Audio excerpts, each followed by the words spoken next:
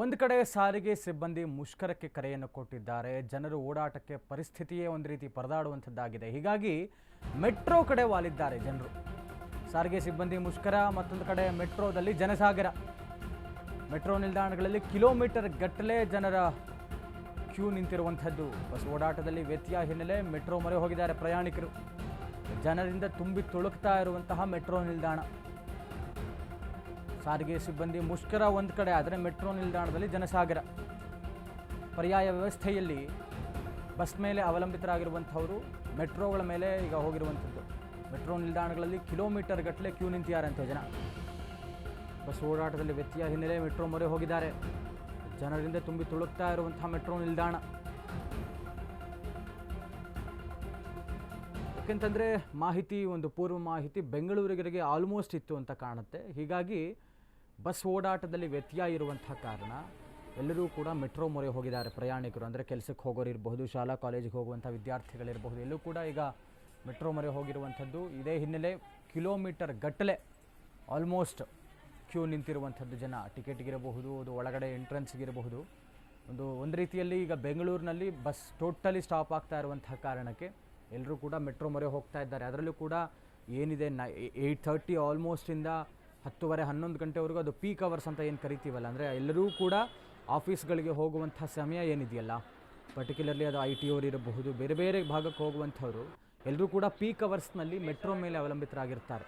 ಬಸ್ಗಳು ಸಹಜವಾಗಿ ಬೇರೆ ಬೇರೆ ಕೆಲಸಗಳು ಹೋಗುವಂಥವ್ರು, ಹಿರಿಯ ನಾಗರಿಕರಿರಬಹುದು, ಸಹಜವಾಗಿ ಸಾರಿಗೆಗಳ ಮೇಲೆ ಅವಲಂಬಿತರಾಗಿರುವಂತಹ ಕೆಲಸಕ್ಕೆ ಹೋಗುವಂಥವರು ಕೂಡ ಇವತ್ತು ಮೆಟ್ರೋಗೆ ಮೊರೆ ಹೋಗಿರುವಂಥದ್ದು. ಯಾಕೆಂತಂದರೆ ಬಸ್ಗಳು ಸಂಪೂರ್ಣವಾಗಿ ಬಂದಾಗ್ತಾ ಇದ್ದಾವೆ. ಸದ್ಯಕ್ಕೇನೋ ರಾತ್ರಿ ಪಾಳಿಯ ಬಸ್ ಓಡಾಡ್ತಾ ಇದ್ದರೂ ಕೂಡ ಸರಿಯಾದಂಥ ನಂಬರ್ಸ್ನಲ್ಲಿ ಬಸ್ಗಳು ಸಿಗ್ತಾ ಇಲ್ಲ. ಎಲ್ಲೋ ಅಲ್ಲಿ ಇಲ್ಲಿ ಒಂದು ಬಸ್ಗಳು ಬರ್ತಾ ಇದೆ ಅಷ್ಟೇ. ಸದ್ಯಕ್ಕೆ 10-11 ಗಂಟೆ ನಂತರದಲ್ಲಿ ಗೊತ್ತಾಗುತ್ತೆ ಏನಾಗುತ್ತೆ ಏನಾಗಲ್ಲ ಅನ್ನುವಂಥದ್ದು. ಜೊತೆಗೆ ಏನಾದರೂ ಸೂಚನೆ ಬಂದರೆ ರಾಜ್ಯ ಸರ್ಕಾರದ ಕಡೆಯಿಂದ, ಸಾರಿಗೆ ಇಲಾಖೆಯಿಂದ ಮತ್ತೆ ಎಲ್ಲರೂ ಕೂಡ ಕೆಲಸಕ್ಕೆ ಹಾಜರಾಗ್ತಾರಾ, ಅಥವಾ ಟೋಟಲಿ ಇವರೇ ಕರೆ ಕೊಟ್ಟಿರುವಂಥ ಅನಿರ್ದಿಷ್ಟಾವಧಿ ರೂಪದಲ್ಲಿ ಏನಾದರೂ ಬಂದು ಮುಂದುವರಿಯುತ್ತಾ, ಹೀಗೆಲ್ಲ ಒಂದಷ್ಟು ಗೊಂದಲಗಳಿದೆ. ಮತ್ತು ಮೇಲಾಗಿ ಅವರವರಲ್ಲೇ ಒಂದು ರೀತಿಯಾದಂಥ ಗೊಂದಲ ಇರುವಂಥದ್ದು. ಹೀಗಾಗಿ ಸದ್ಯಕ್ಕೆ ಸಾರ್ವಜನಿಕರಿಗೆ ಒಂದು ಓಡಾಟದ ಪರದಾಟ ಆಗ್ತಾ ಇರುವಂಥದ್ದು. ಹೀಗಾಗಿ ಮೆಟ್ರೋ ಮೊರೆ ಹೋಗ್ತಾ ಇದ್ದಾರೆ ಜನ. ಈ ಮಧ್ಯದಲ್ಲಿ ಮೈಸೂರಿನ ಜನರಿಗೂ ಕೂಡ ತಟ್ಟಿದಂತಹ ಸಾರಿಗೆ ಮುಷ್ಕರದ ಬಿಸಿ. ಡಿಪೋಗಳತ್ತ ಸಾಗ್ತಾ ಇರುವಂತಹ KSRTC ಬಸ್. ಮೈಸೂರು ನಗರದಲ್ಲಿ ಬೆರಳೆಣಿಕೆಯಷ್ಟು ಬಸ್ಗಳು ಮಾತ್ರ ಓಡಾಟವನ್ನು ನಡೆಸ್ತಾ ಇದ್ದಾವೆ. ಮೈಸೂರು ಜನರಿಗೂ ತಟ್ಟಿರುವಂತಹ ಸಾರಿಗೆ ಮುಷ್ಕರದ ಬಿಸಿ. ಡಿಪೋಗಳ ಹತ್ರ ವಾಪಸ್ ಹೋಗ್ತಾ ಇದ್ದಾವಂಥ KSRTC ಬಸ್ಗಳು. ಕೆಲವು ಬೆರಳೆಣಿಕೆಯಷ್ಟು ಬಸ್ಗಳು ಮಾತ್ರ ಓಡಾಡ್ತಾ ಇದೆ ಮೈಸೂರು ನಗರದಲ್ಲಿ. ರಾಜ್ಯಾದ್ಯಂತ ಕರೆ ಕೊಟ್ಟಿರೋದು. ಹೀಗಾಗಿ ಒಂದೊಂದೇ ಜಿಲ್ಲೆಗಳಲ್ಲಿ ಈಗ ಬಂದ್ನ ಬಿಸಿ ತಟ್ಟುತ್ತಾ ಇರುವಂಥದ್ದು, ಬಂದ್ನ ಪರಿಸ್ಥಿತಿ ಗೊತ್ತಾಗ್ತಾ ಇರುವಂಥದ್ದು. ಇದು ಮೈಸೂರಿನ ಪರಿಸ್ಥಿತಿ. ಮೈಸೂರು ಜಿಲ್ಲೆಯಲ್ಲೂ ಕೂಡ ಮುಷ್ಕರದ ಬಿಸಿ ತಟ್ಟಿದೆ. KSRTC ಬಸ್ಗಳು ಆಲ್ಮೋಸ್ಟ್ ಎಲ್ಲವೂ ಕೂಡ ಡಿಪೋಗಳತ್ತ ವಾಪಸ್ ಹೋಗ್ತಾ ಇದ್ದಾವೆ. ಹೀಗಾಗಿ ಮೈಸೂರು ನಗರದಲ್ಲಿ ಎಲ್ಲೋ 1-2 ಬೆರಳೆಣಿಕೆಯಷ್ಟು ಮಾತ್ರ ಬಸ್ಗಳು ಸಂಚಾರವನ್ನು ನಡೆಸ್ತಾ ಇದ್ದಾವೆ. ಮೈಸೂರಿನ ಸಾರಿಗೆ ಸಿಬ್ಬಂದಿಗಳು ಕೂಡ ಇದೀಗ ಮುಷ್ಕರಕ್ಕೆ ಬೆಂಬಲವನ್ನು ನೀಡಿದ್ದಾರೆ. ಕೋರ್ಟ್ ಆದೇಶದ ಮಧ್ಯ ನೀವೇನೇ ಮಾಡಿದ್ರೂ ಕೂಡ ನಮ್ಮ ಬೇಡಿಕೆಗಳು ಈಡೇರಲೇಬೇಕು ಅನ್ನುವಂಥ ನಿಟ್ಟಿನಲ್ಲಿ ಗಂಭೀರವಾಗಿ ಈ ರೀತಿ ಪ್ರತಿಭಟಿಸ್ತಾ ಇರುವಂಥದ್ದು. ರಾಜ್ಯಾದ್ಯಂತ ಹಲವು ಜಿಲ್ಲೆಗಳಲ್ಲಿ ಇದೀಗ ಮೈಸೂರು ಜಿಲ್ಲೆಗೂ ಕೂಡ ಬಂದ್ನ ಬಿಸಿ ತಟ್ಟಿದೆ. ಸದ್ಯಕ್ಕೆ ಆಲ್ಮೋಸ್ಟ್ ಆಲ್ ದ ಬಸ್ಸಸ್ ವಾಪಸ್ ಹೋಗ್ತಾ ಇದ್ದಾವೆ ಡಿಪೋ ಹತ್ತಕ್ಕೆ.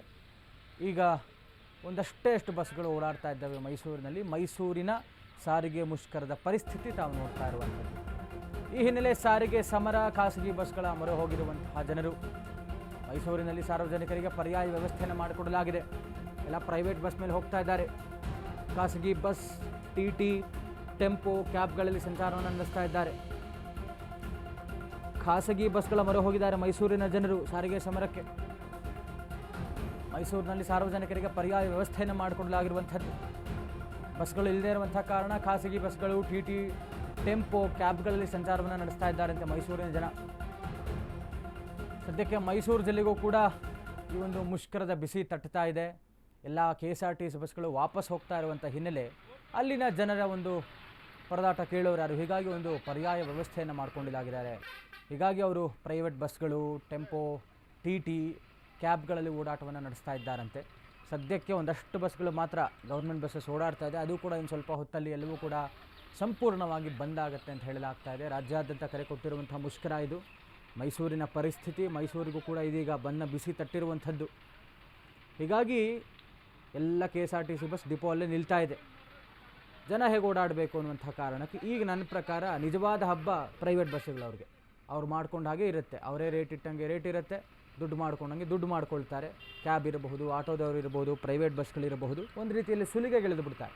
ಯಾಕೆಂತ ಹೇಳಿದ್ರೆ ಹಬ್ಬ ಬರ್ತಾ ಇರುವಂಥದ್ದು, ಜನರು ಊರಿಗೆ ಹೋಗಬೇಕಾಗತ್ತೆ, ಬೇರೆ ಬೇರೆ ಕಡೆ ಓಡಾಟ ಇರುತ್ತೆ, ಅಥವಾ ದಿನಂಪ್ರತಿ ಕೆಲಸಕ್ಕೆ ಹೋಗುವಂಥ ಕಾರ್ಮಿಕರಿರ್ತಾರೆ, ಶಾಲಾ ವಿದ್ಯಾರ್ಥಿಗಳಿರ್ತಾರೆ. ಹೀಗಾಗಿ ಈಗ ಮೈಸೂರಿನ ಪರಿಸ್ಥಿತಿ ತಾವು ನೋಡ್ತಾ ಇರುವಂಥದ್ದು ಒಂದು ರೀತಿಯಲ್ಲಿ ಖಾಸಗಿ ಬಸ್ಗಳು ಅಲ್ಲಿ ಇಲ್ಲಿ ಇದರ ಮೇಲೆ ಪರ್ಯಾಯ ವ್ಯವಸ್ಥೆಗೆ ಮುಂದಾಗ್ತಾ ಇರುವಂಥದ್ದು ಮೈಸೂರಿನ ಪರಿಸ್ಥಿತಿ.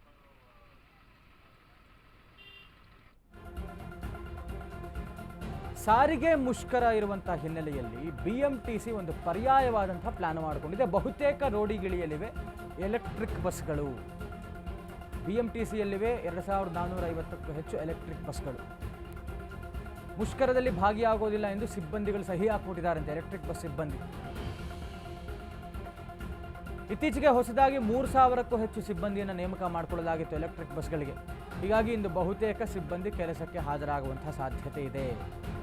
BMTCಯ ಪರ್ಯಾಯ ಪ್ಲಾನ್ ಇದು ಸಾರಿಗೆ ಮುಷ್ಕರಕ್ಕೆ.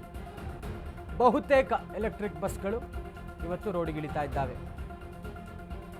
ಸಿಬ್ಬಂದಿಗಳು ಈಗಾಗಲೇ ಸಹಿ ಹಾಕಿದಾರಂತೆ, ನಾವು ಮುಷ್ಕರಕ್ಕೆ ಬೆಂಬಲ ಕೊಡೋದಿಲ್ಲ. ಯಾಕಂತಂದರೆ ಇದು ಗೊತ್ತಿರುವಂಥ ವಿಚಾರ, ಎಲೆಕ್ಟ್ರಿಕ್ ಬಸ್ಗಳಿಗೆ ಪ್ರೈವೇಟ್ ಟೆಂಡರ್ಸ್ ಮೇಲೆ ಸರ್ಕಾರ ಪ್ರೈವೇಟ್ ಡ್ರೈವರ್ಸನ್ನು ಹೈರ್ ಮಾಡಿರುತ್ತೆ. ಅವರಿಗೆ ಪ್ರೈವೇಟ್ ಕಂಪನಿಗಳವರೇ ಸಂಬಳ ಕೊಡುವಂಥದ್ದು, ಸರ್ಕಾರ ಸಂಬಳ ಕೊಡಲ್ಲ ಪ್ರೈವೇಟ್ ಡ್ರೈವರ್ಸಿಗೆ.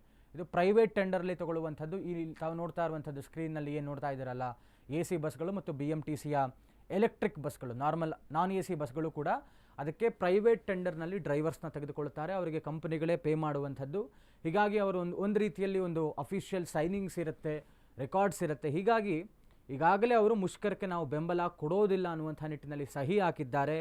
2300ಕ್ಕೂ ಹೆಚ್ಚು ಎಲೆಕ್ಟ್ರಿಕ್ ಬಸ್ಗಳಿದ್ದಾವೆ, 3000ಕ್ಕೂ ಹೆಚ್ಚು ಹೊಸ ಸಿಬ್ಬಂದಿಯನ್ನು ನೇಮಕ ಮಾಡಿಕೊಂಡಿದ್ದಾರೆ.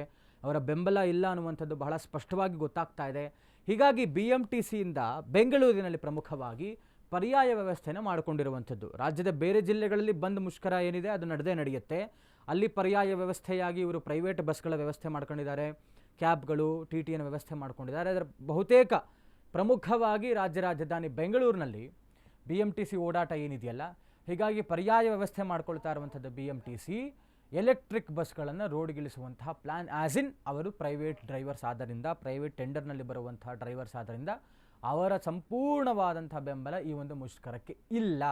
ಹೀಗಾಗಿ ಇದು ಒಂದು ಪರ್ಯಾಯ ಪ್ಲಾನ್ನ ಮಾಡಿಕೊಂಡಿರೋದು ರಾಜ್ಯ ಸರ್ಕಾರ. ಬಹುತೇಕ ಎಲೆಕ್ಟ್ರಿಕ್ ಬಸ್ಗಳು ಇವತ್ತು ರೋಡ್ಗಿಳಿತಾ ಇದ್ದಾವೆ.